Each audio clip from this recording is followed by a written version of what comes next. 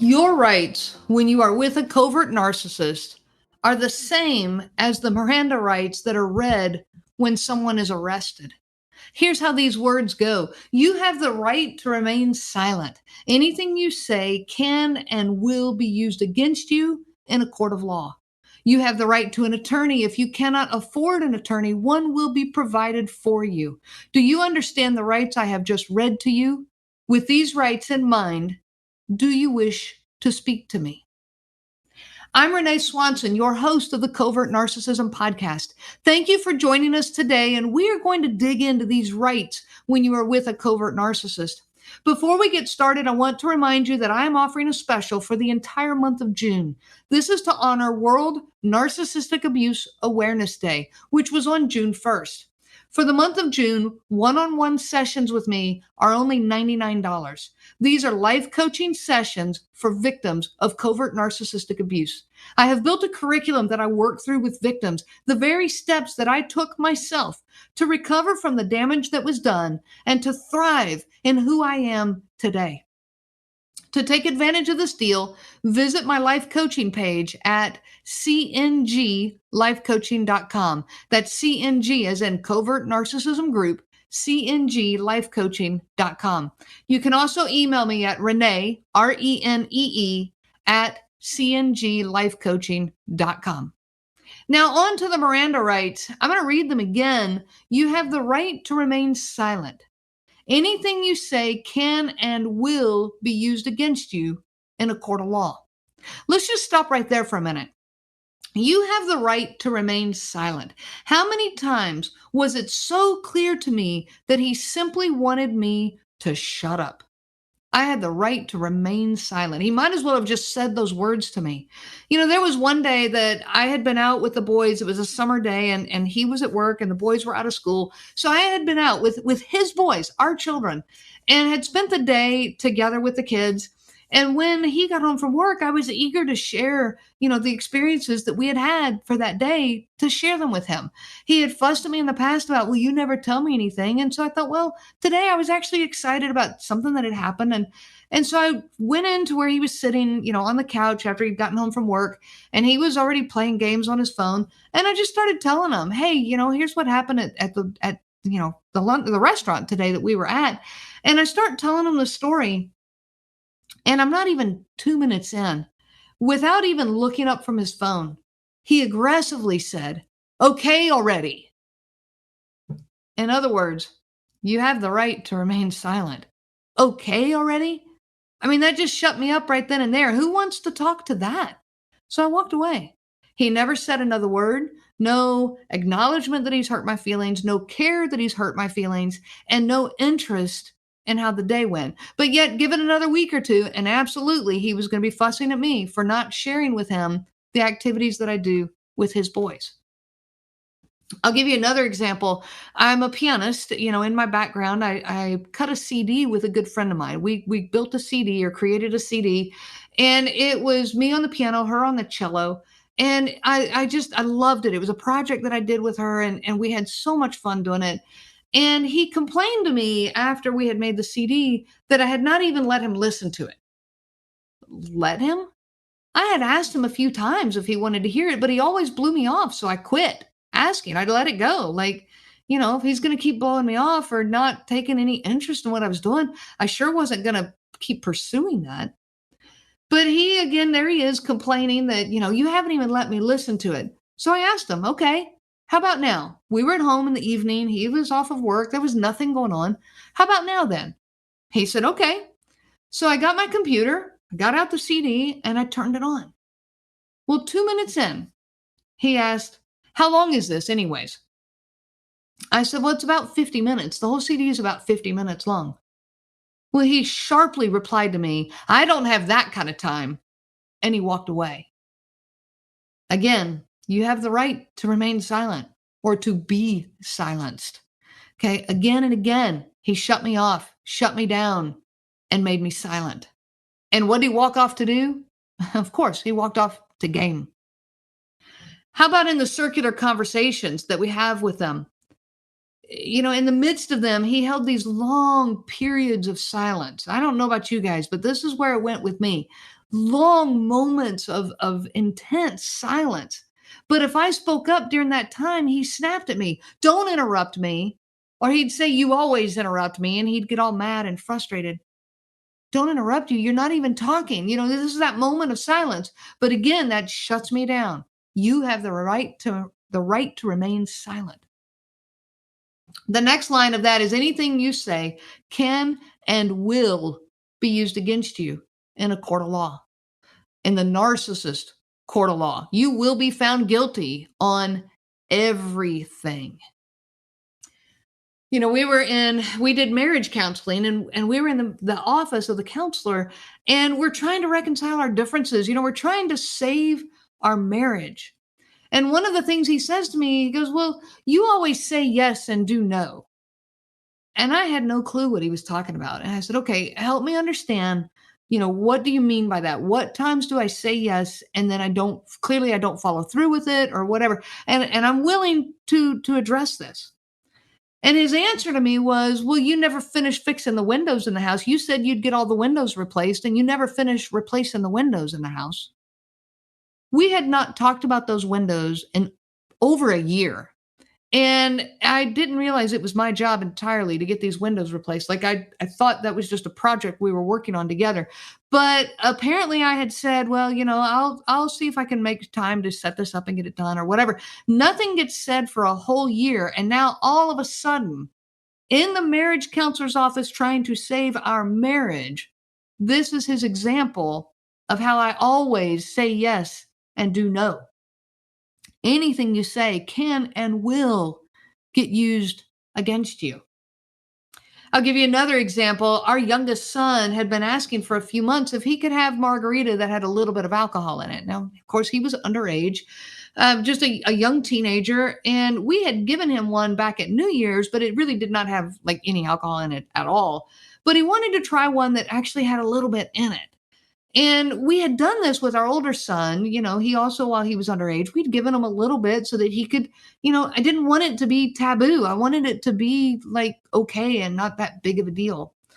But our youngest son, I had been telling him no, but that maybe he could do it over the summer or something. And so we're watching this late night hockey game and with my husband and our two boys, and we had made nachos, and our youngest son, was asking for the margarita. So I made him one. And I measured out less than half of the alcohol that it calls for. And, I don't know a lot about alcohol. I didn't know how much was in a shot glass. And when our son asked how much I had put in, I made the horrible mistake of saying, "Oh, about a shot glass, maybe." I didn't know. I didn't know how much was in a shot glass. I measured it in a little measuring cup. I didn't think anything else of it. And I just enjoyed the hockey game. Well, later that night, after our son had gone upstairs, my husband started objecting. He said, "I can't believe you gave him a shot glass of alcohol." And I said, "I don't know how much is actually in a shot glass." I said, "The mix called for 1.5 ounces, and I put less than half of that in there." Well, so now he tells me that 1.5 ounces is a shot glass. So I said, "Okay, well, I didn't know that. I didn't put in a shot glass then. I put in about 2/3 of an ounce, so less than half of that." But his words to me were, "But you said it was a shot glass. So was it a shot glass or not a shot?" I said it was not a shot glass. And this went on, and he became this prickly, passive aggressive. "Well, you said it was a shot glass," and would not let that go. And I finally asked him, "So what are you objecting to?" And he said, "Well, why even give alcohol to a 15-year-old?" And I said, "He's been asking for a couple of months and we want to squelch that curiosity. We had done that with our older son too, so I didn't think that it was a problem. I don't want to raise him thinking that alcohol is this big deal and then he can't wait till he turns 21 and makes bad decisions." He said, "Well, I agree with that," but yet he continued to object. "But I don't agree with giving him a shot glass of tequila." And then he sits in this quiet, pensive, clearly upset way that he just functioned in the house. And that was one of these, again, you can't interrupt that silence, and you certainly can't leave because then he'd be all offended that you walked away on him. And it's this deranged form of silent treatment and incredibly painful to endure. And again, he brought it up a shot glass of alcohol. And I objected again and said, "Why do you keep bringing it up?" I said I was wrong in what I called it. I corrected my mistake. It's like I'm never allowed to make a mistake in the conversation. Well, his answer to this now, so now, he finds another, they always find another angle, another way to continue making it a problem. And so he says, well, you also said that our son had asked for this a couple months ago, and now later you're saying it was a few months. And so you keep changing your story. Is it a few months or was it a couple months? I was like, good night. This is the round and around. Everything you say, you can't say anything because it's going to get turned against you. I told him, I said, I didn't mark it on the calendar. I haven't counted the months. I don't know how long it's been and I really don't care. But they find every little tiny sentence or word or whatever phrase that comes out of your mouth and they will use it against you. Another example is he would say that we used to go out to eat without him. The boys and I would go out to eat like after Taekwondo. We trained in Taekwondo a lot.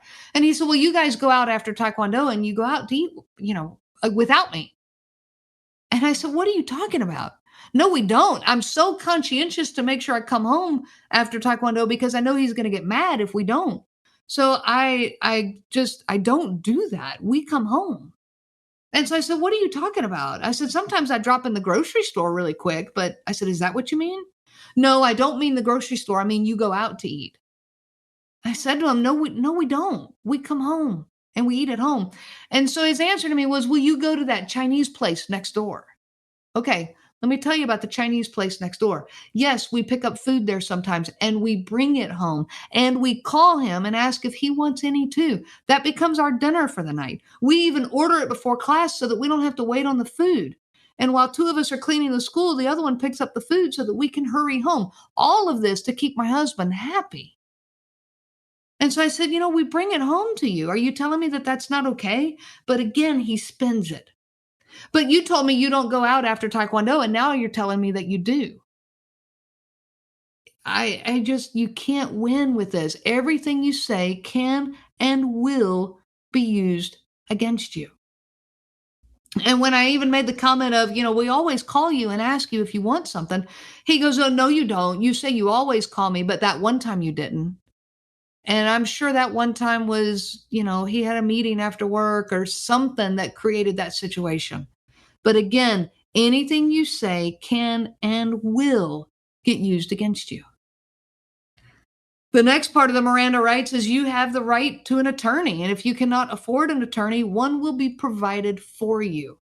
Well, guess who that attorney will be? Your narcissistic partner. They will tell you what you think, what you did, what you should have done, what you say, what you don't say, what you should say, what you should not say, everything. This becomes their teachable moment. Have you ever had a teachable moment with a covert narcissist? They love teachable moments. These are times where they can show off their great knowledge and ability and help the less informed, which is you or anyone else that they can trap in this. I'll give you one example of that teachable moment. My dad likes to play bridge, and he plays bridge a lot in his older days, his retired life. And we are a card playing family. There's no doubt about that. And my boys were like, I want to say they were maybe 12 and 14 when this story happened. And my dad was setting up a bridge hand on the table. He was just kind of practicing kind of off by himself. And the boys took interest in what he was doing. They'd come over and say, "Hey, Papa, what are you doing?" So he starts explaining to them how to play bridge, like just the basics. They were young, for that kind of a game. It's a very complicated game. Well, my husband heard this going on. Oh, this is a teachable moment. He jumped in on this and he wanted to come. And so he ends up now taking over the conversation and explaining all the different dynamics of bridge and all the complexities and all of this. And everything he was saying was going completely over the boys' heads. In fact, my dad, who had been playing bridge for quite a few years, far more years than my husband had been playing, was even saying to me later, he goes, I couldn't even follow what he was saying. And this went on and on. And if my kids had walked away, they would have, he would have been greatly offended. Well, don't leave. I'm trying to teach you the game. You're the one that asked, how to play. So let me teach you. And this was that teachable moment, but it's a trapped, teachable moment. They take small, simple questions and it becomes this long, drawn out lecture full of examples and illustrations and showing off their great knowledge. There was one time I had asked him about the garage door. It was making a strange noise, and I didn't know what it was or what to do about it. But yet when I asked him about it, he went on for hours teaching me how the door worked, like for 2 hours, what the different parts were and what sound they made, and whether he actually knew anything about what he was talking about or not, that really did not matter at all. I mean, he did know a lot of stuff. There's no doubt about that. And most of his knowledge was about stuff. And he knew kind of a lot about how things worked. But if it was a teachable moment, it didn't matter whether he really knew what he was talking about or not. He knew enough to make it kind of make sense and to kind of, and especially to then show me how much I did not know. And no doubt somewhere in any of these teachable moments, he always found a way to blame something on me or to find a way that I was inferior. It wasn't a conversation. You don't have conversations with them. This could have been a conversation about the garage door, but instead it was a lecture. And it often ended with, him saying, well, I'm just trying to make sure you understand. Like if I ever told him, hey, that's more information than I need. It's okay. Well, I'm just trying to make sure you understand. You don't have to get all offended by it. That was what he would say to me. I'm just trying to help. It didn't matter that this was now, 2 hours of my life consumed by a conversation about garage doors. It had long since bored me and had gone way past what I was asking. And if I walked away, he'd be horribly offended. You aren't even going to listen to my answer? I'm just trying to answer your question. You're the one that asked it. And on he would go. This is how it is living with a covert narcissist. Anything you say can and will be used against you. You will be tried in their court of law. And the last 2 lines of it is, do you understand the rights I have just read to you? With these rights in mind, do you wish to speak to me? Almost like it's a dare. And that's how it is with a covert narcissist. Can you manage to comprehend what I'm saying? Are you capable of figuring it out? And if not, I'll keep explaining it to you so that you can get a better understanding of, what you did wrong. And do you still dare to speak with me? And this is a marriage I'm talking about, or a relationship, a family relationship. So condescending, so hurtful. It's like they say, now that I have shown you how I will treat every word that comes out of your mouth, you better just shut up. I'm better at you than manipulating things, turning things against you, controlling you. This is my territory. Well, it's no wonder that we quit talking to them. So many victims shut down. We go gray rock and we don't even know what that's called. Like I was doing gray rock before I even had ever heard the phrase. I didn't understand why. I just knew that was the best way to handle it. And I just shut down. It was a survival skill, just a need to be able to exist in the same room with him. So what should these rights be? What do they look like in a healthy relationship? In the next few episodes, here soon in my podcast, we're going to take a shift and start working towards how do we create healthy relationships? How do we start correcting some of this inside of our own self and inside of the people around us and start to build that trust again? So what should these rights be? I rewrote them in a way that I think better matches healthy relationships. You have the right to be you. Anything you say can and will be heard and valued. You have the right to speak your mind. If you do not know how to speak your mind, I will wait patiently and eagerly to hear your thoughts. Do you understand the rights I have just read to you? And with these rights in mind, are you open to speaking with me? I wish you so much peace on your journey of healing. You have been listening to the Covert Narcissism Podcast. If you are struggling with covert narcissism in your life, I help people to heal from covert narcissistic abuse. If you are struggling with the isolation, the self-doubt, and the obsessive thinking, then this is the program for you. I offer both group and individual options This is live, personalized coaching that is specific to covert narcissism. Reach out to me anytime. You can find me at my website, covertnarcissism.com. I'm not a therapist and you are not a victim. I am a coach and you are a survivor. I wish you so much peace on your journey of healing.